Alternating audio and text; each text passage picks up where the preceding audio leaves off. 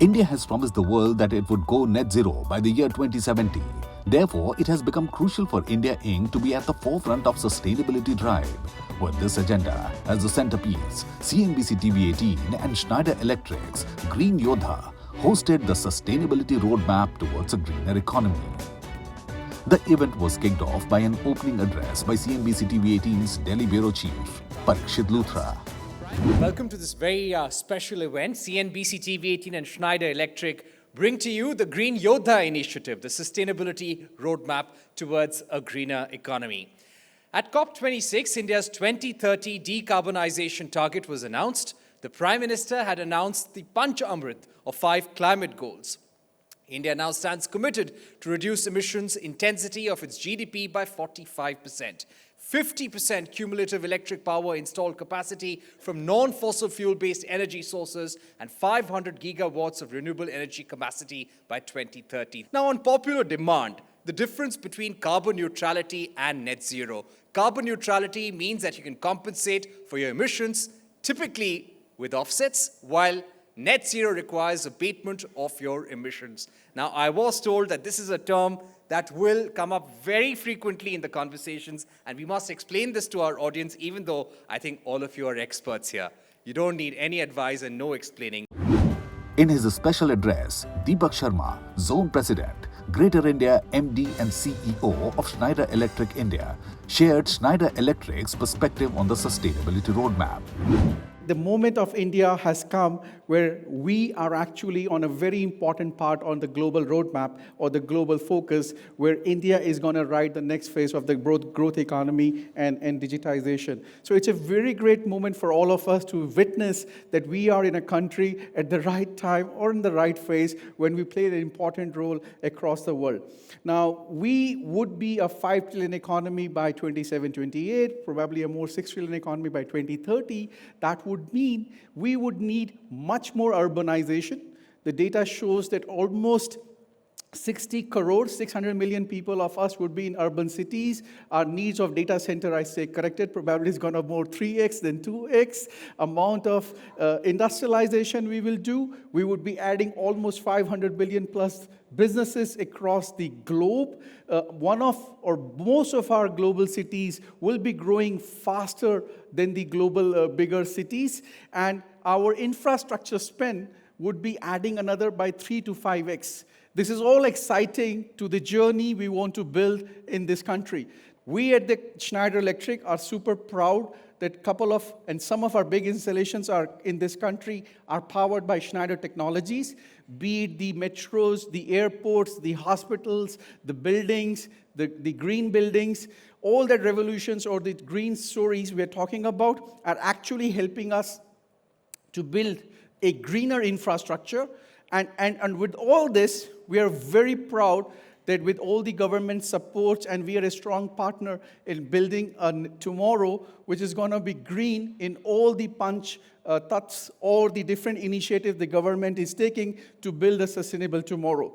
So again, thank you for coming. I'm looking forward for more conversations together and a deeper interaction that how do we involve each other, participation, to build tomorrow, which is going to be more greener, more sustainable, through technologies available, so that we leave a planet behind us, which is going to be usable for our generations to come. Thank you for coming again, and looking forward to some good discussions in the coming hours. Thank you. Deepak Sharma's address was followed by a power-packed panel discussion titled The Sustainability Roadmap Towards a Greener Economy.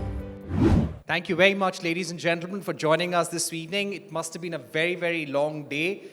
For all of you at work, it's a Friday evening. Thank you very much to all our panelists, Ms. Vibha, and everyone in the audience for joining us today. It really is a very important occasion and topic as well, our energy transition. We're seeing businesses across the world working towards sustainability, working towards ESG norms, greater compliances across businesses, and cutting emissions. And we've had a number of these conversations over the last 7 to 8 months, and especially in the run-up to COP28, there'll be more such conversations.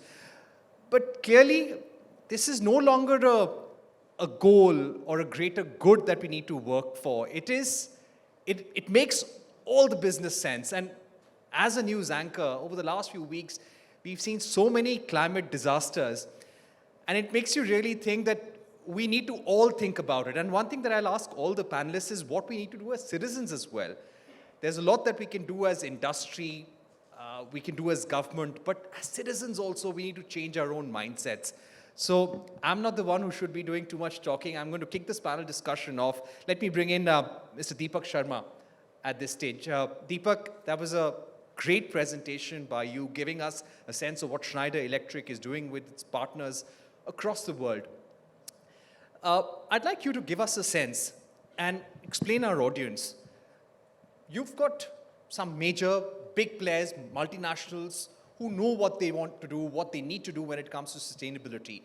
But a company which is starting off, how do they make sure that they move towards a journey of greater compliances, reducing carbon emissions, but at the same time ensure progress?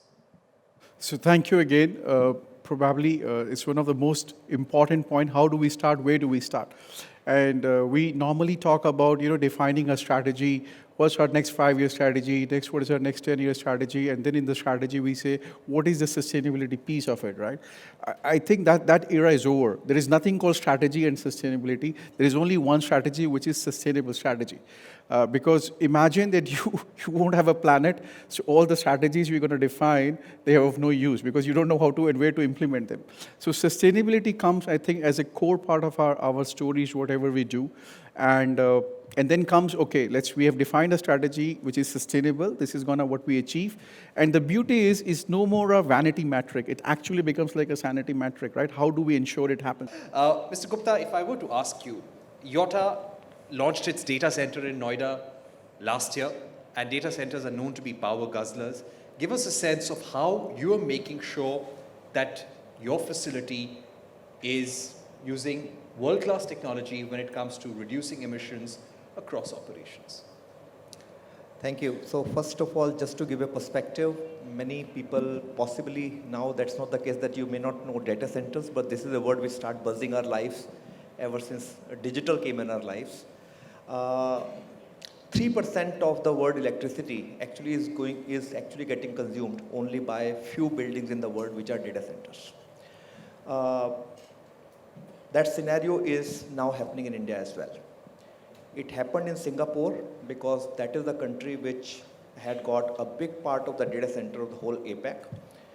The energy consumption and the resultant heat generation and the pollution increased so much that they had to put a moratorium on the data center construction in 2019, which they took out just now. And even now they are saying a bubbling industry which data center was there, that now they can build only very small, and that also 100% powered by a green power only. So, and again, just to give you an idea that one data center building can consume a power which is equivalent to almost 30 to 40 commercial residential buildings. So it's a serious problems which need to be handled. Good part in India, whether it is Yotta or anybody, is that we started late. While the mature markets now have got aging data centers, it's very difficult to undo something which is already done and only they can do for new data centers. In India, this industry started growing just in the last 7 or 8 years. We already have, as an industry, become 4 times bigger and possibly will become another 4 times bigger in the next 7 to 8 years. But Anshuman, if I were to come to you, and I'll put this question to Mr. Khattar as well. Anshuman, beginning with you, when it comes to buildings and construction, what are some of the steps that lead to the highest amount of emissions? First of all, I just want to mention what Deepak said. We are number 5 globally as a country, contributing to whatever global warming or climate change. This is when what we expect so much development and urbanization. So we're expecting 150 to 200 million square feet of office space to be built in next 3 years. 90 million square feet of warehousing would come in next 3 years. Millions of square feet of housing, retail, healthcare, and the entire urbanization where maybe more than 100 million people will shift from rural to urban areas. So for us to remain at number 5 itself will be an achievement. I'm sure we'll move up, unfortunately, that number which we should not. So huge amount of work has to be done. To your question, what is the contribution? I mean, obviously, energy is the main contributor. And there was a stats you had put about 29%, I had a stat of 35%, is the contribution of buildings and construction in energy consumption and thing, which is, even if it is 30%, it's 1/3. So buildings and construction are major contributors. Right. Mr. Khattar, coming to you, as Anshuman was pointing out, it's a complicated process. You've got an entire value chain. Now, when it comes to reducing emissions across your value chain, which are some of the low-hanging fruit and some of the difficult areas which are challenging for companies like yours to reduce emissions in the construction and building sector? So I'll start with the challenges first. I think the biggest challenge is to be persevering and to be at it all the time. I think that's the biggest challenge. I think Deepak just mentioned that it's a strategy, but it has to percolate down to the bottom of the pyramid, and that's most important. In terms of what can be done to do, the biggest factor contributing to emissions is energy. And there is lots that can be done there. I think from a national point of view, moving to renewable energy is great, but I think we need tremendous levels of power reforms to be able to achieve what we are looking to do.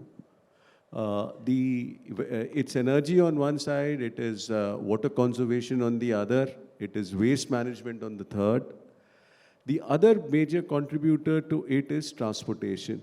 And unless we move to either public transportation or electric movement transportation, we will continue to add to the emissions. Once these two are managed, at least from a point of view of the business that I am in, we are able to control more than 90% of the carbon emissions.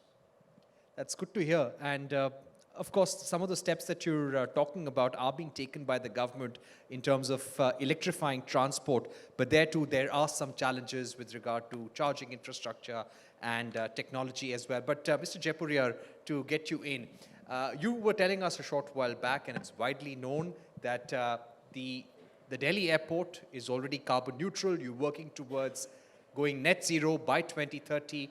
Give us a sense of how you have achieved your carbon neutral goals, and what are some of the next steps you would be taking in the next 5 to 10 years? Thank you. So it's not only that we are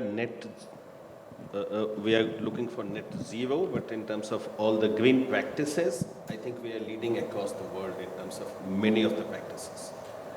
In fact, Delhi Airport is rated as one of the highest, has got one of the highest accreditation with Airport Council International at 4.0 transition, and we were the second airport in the world to actually get it. And how we have done it is that we have embedded it into our day-to-day work. So if I can describe it in short, I can say there are 8 pillars on which basically our initiatives are standing. So first of all, you have to improve upon the efficiency of energy uses. And for that, whether it is changing everything into, including the runway lights, into more energy efficient lights, to working with airlines to provide them with taxi bot, which basically reduces their auxiliary power unit, and many other initiatives that we have worked on. Next is about putting it into the building itself. So all the infrastructure that we have developed in the past as well as we are developing now, we have got pre-certified green building. Like Terminal 1, which is getting completed right now, is already pre-certified green building platinum. Elephant in the room is water, because we are taking water for granted.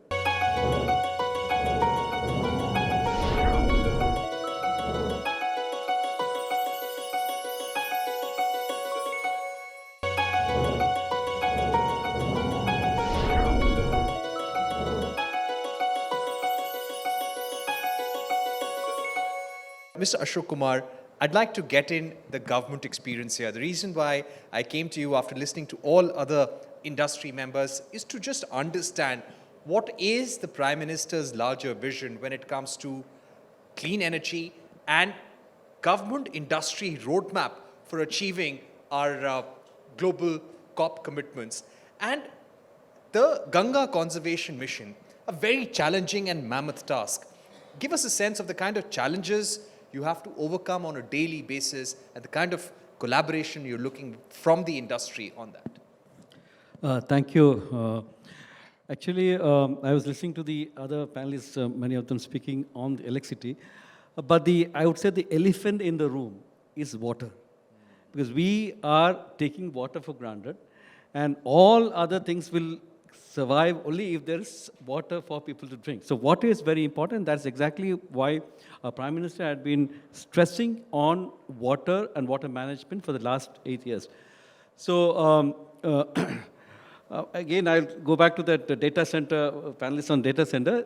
They actually are as a new sector, and it is, India can leapfrog a lot of technology. But for us, it is an established practice because maximum water in India is used for agriculture purpose. And there's a traditional way of giving irrigation, flood irrigation, and inefficient use of water. And that practice has to be changed. So see, here the challenge in water in India sector is we have to actually overturn very many years of legacy practices, as well as make people understand the value of water. That's one of the major challenges.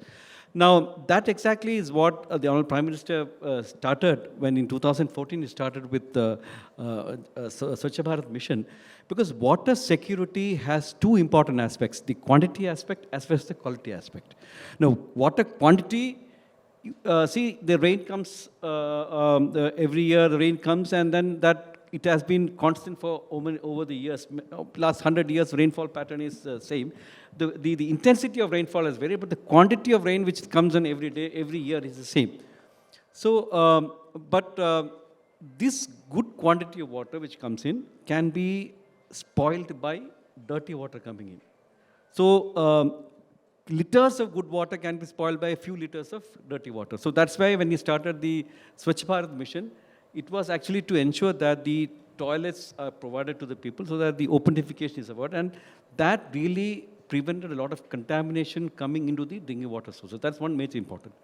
Second, realizing the importance of water, he came out with the Ministry of Jal Shakti to combine all the various ministries handling water together. So these are two major interventions. Right. That's a very important point. Final thoughts, sir? Yeah, so commitment from our side is that we will always be ahead of the curve in terms of the airport sector in sustainability. So our commitment for this year is that by the end of the year, we will be water positive, because we already have got enough of rainwater harvesting pits, and there are 300 more which are coming. So with that, we are going to be 108% of water. And by 2030, a net zero carbon airport. Right. And Mr. Sharma, one commitment from you, very in a brief 10 to 15 seconds. So I'll make two. First, we want to expand this Green Yodha initiative. We want all of us to come and pledge something for the bigger cause, because we believe this is going to be solvable when all the ecosystem awakes. From a personal corporate perspective, we have already committed to be a carbon neutral operations by 25. We are working on a plan with our top 1,000 suppliers to decarbonize them, 50% of their operations by 25. 60 of them are global suppliers in India. And of course, we have made a pledge to be carbon neutral company by 2040. So that's the pledge we have taken. Right. Gentlemen, thank you very much for joining us on this panel discussion. Lots to think about. And thank you very much, everyone in the audience. The event concluded with an address by the guest of honor, Director General, TERI, Vibha Dhawan, on leveraging technology to achieve energy efficiency. Thank you and good evening to all of you. So much has been said about the need for going green and net zero and so on. So it's really difficult for me now. The script which I got with me, I thought everything was talked about. So I really have to speak without it and rather what I feel are coming from the heart. Well, it goes without saying that sustainability is the mantra if the human race wants to survive on this planet. Students at all levels, they must be taught about sustainability. They must be taught about that we cannot afford the way we are living today. And at the back of our mind, we should always keep, you and I perhaps can tolerate if there is a flood or any loss, but for poor people, it is loss of a generation because they'll again become much poorer and one more generation perhaps will miss going to school. So thank you very much.